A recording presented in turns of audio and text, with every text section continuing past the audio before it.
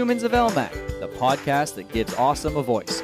I'm your host, Mr. Michael Penning, coming to you from beautiful room S203, and joining me today to talk about the launch of his brand new book is Laurie McDonald, language arts teacher, Mr. Nicholas Raphael.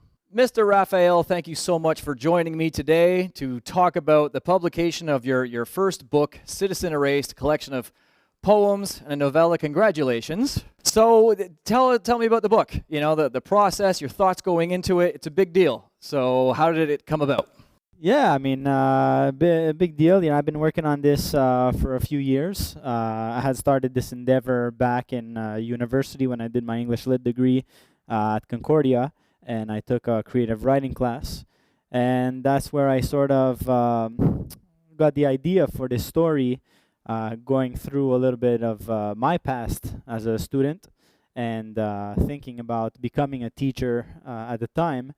And so this sort of reflected on how I view my teaching and how I really want to help kids in this generation and in the education sector just to grow up as individuals who feel like they have the ability to express themselves and to get help when they need, and know that they're not alone and that there's teachers that are here for them.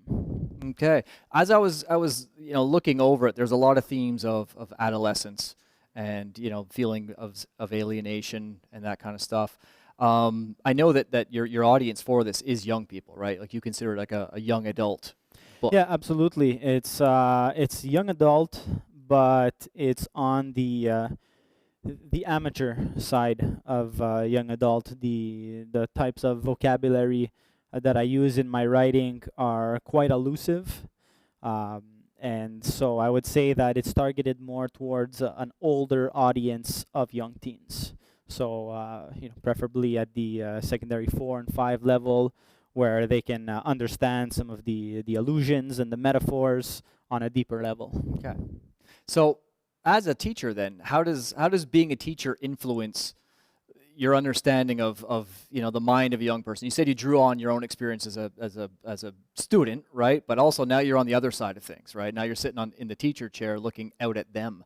So how did being a teacher help you put this together in terms of informing perspective on it? Yeah, absolutely. I mean, when I was a young teen in high school, I remember, getting bullied and called names, being in an environment that I didn't necessarily feel safe in or appreciated. And then when I decided to become a teacher, I brought that into my practice.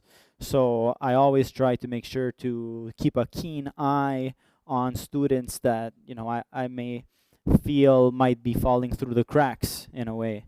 And I try to invite them in terms of letting them know that they're not alone, they're not isolated, that there are people here that they can speak to, that understand some of the situations that might be going on in their home lives or even here at school in terms of negative self-esteem. And that comes out in your writing, right? Like that for a young person who's facing those same issues, who's facing those same kind of troubles, they're going to find a familiar voice in your writing. Am I right with that? Yeah, I really hope so, because I kept it realistic. No matter how deep it is, there might be some elements that people might feel are a bit of a stretch of the imagination, but I think it's the opposite. I think that a lot of times as adults, we don't understand how deep the kids can be thinking, even though they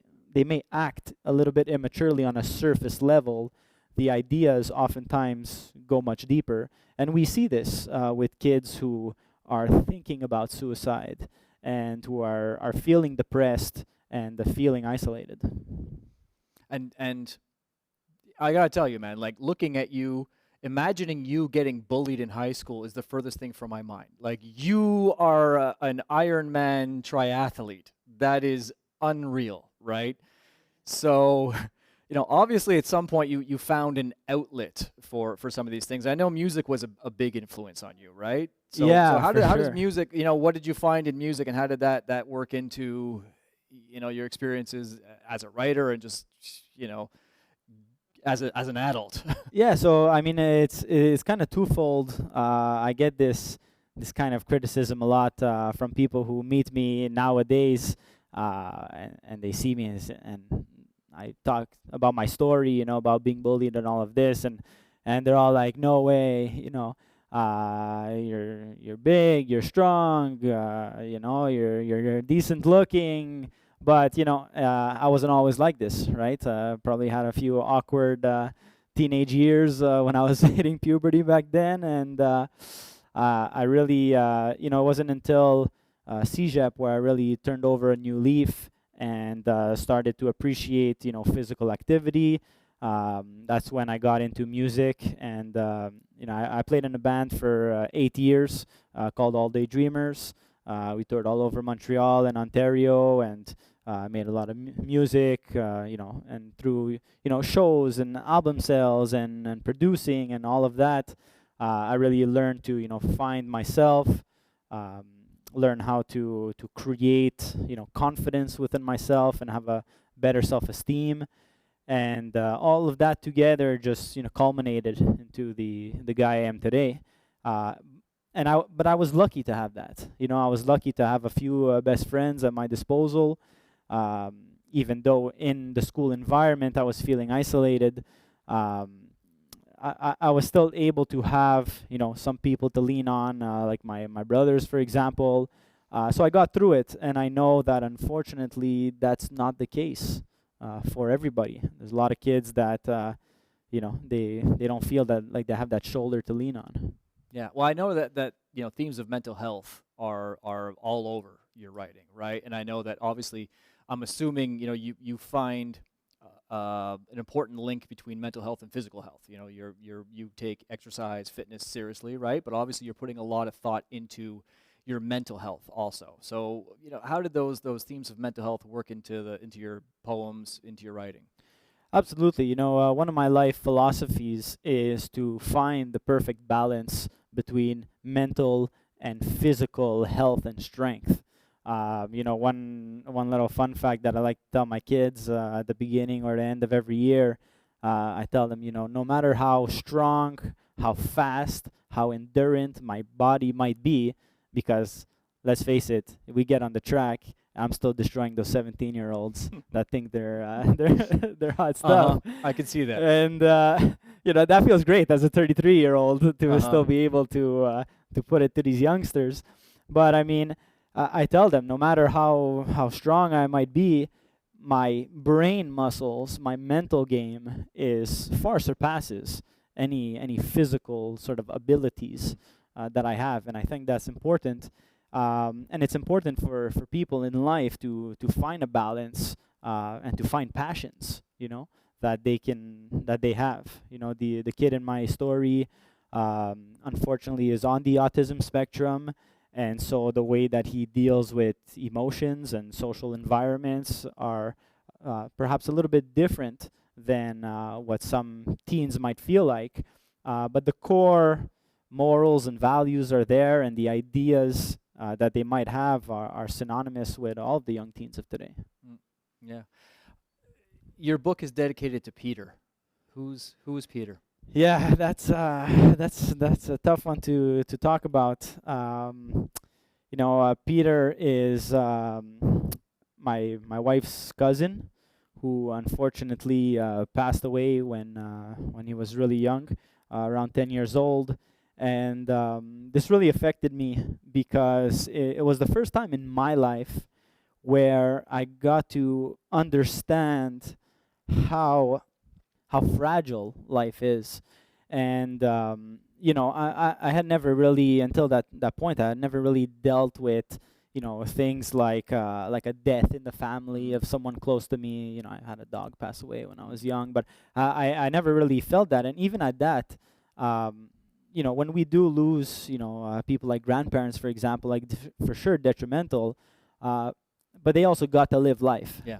And to see such a young, beautiful little boy, I just think about it, and it drives me crazy, especially when I think of my daughter and everything.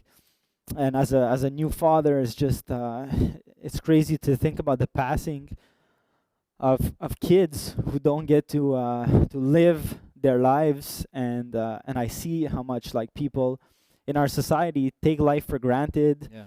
and do all kinds of stuff that doesn't benefit them, whether it's drugs or alcohol or all of these different things, just acting foolish in Yep. some regards, and then we get to see like the unfairness of like great little kids not being able to live out their potential, Yeah. and it blows my mind, Yeah. so So that's Peter. that's Peter. Wow. Yeah. So, for people who want to get your book, where can they find it? Where can we go to pick up Citizen Erased? Yeah, well, it's self-published, so the only place right now is basically Amazon.ca. Got a few copies myself to Yep. sell offhand, of course, and hopefully I'll be getting to a few bookstores soon.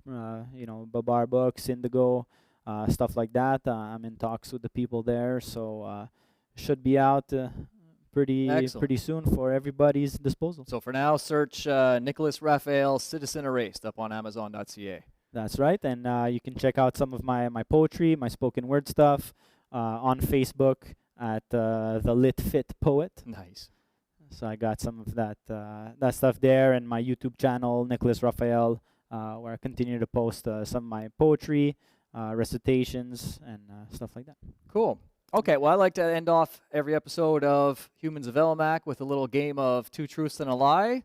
You're going to tell me two things about yourself that are true, one that is a lie, and I'm going to try to guess which one is the lie. Do you need a couple seconds to think about this, or are you ready to go?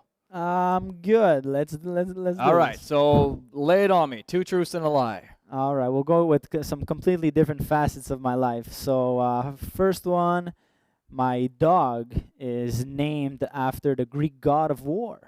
Okay. Yeah. Second, I would say one time I actually fell off of the stage playing a concert at the Opera House in Toronto at the Canadian Music Week. Okay. And the third one would have to be that I once competed at the World Triathlon Championships in Amsterdam, Netherlands. Ouch. Knowing you, all three of these could be true. they all Okay. very well could be. I'm gonna just try to catch you in something. The Greek god of war's name is Aries. Oh man. Aries. Okay. Complete guess. I'm gonna guess that you did not fall off the stage at the Opera House in Toronto. Well, you know what, Mike? I'm going to have to tell you that on that one, you, sir, are correct. You did not fall. I All did right. not All fall right. All off right. the I guessed stage. correctly on that one. Thankfully. That would have been embarrassing. So you do have But a it was dog pretty named. close, though. I've gotten a couple points. where Couple I've been, close, Pretty right? close, yeah. So you do have a dog named Aries, and you did compete in the world. Which one? Triathlon Championships In Amsterdam. Yeah, in 2016. I can't. That's a whole other podcast. Yeah. All right. Thank you so much for joining me today. It's been a pleasure talking to you. Good luck with the book. Thanks a lot, Your Mr. students Penny. are very, very lucky to have you as a teacher. As All you, right? sir. All right. Have a good one. Thanks a lot. Enjoy. That does it for this episode of Humans of Elmac. Until next time, be excellent to each other.